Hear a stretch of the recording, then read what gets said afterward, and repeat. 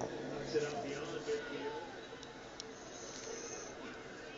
3 headers. The ball settles. Going for it is Duca.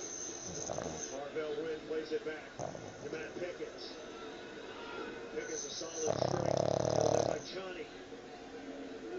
Morenowitz. Now Cummings. Morenowitz.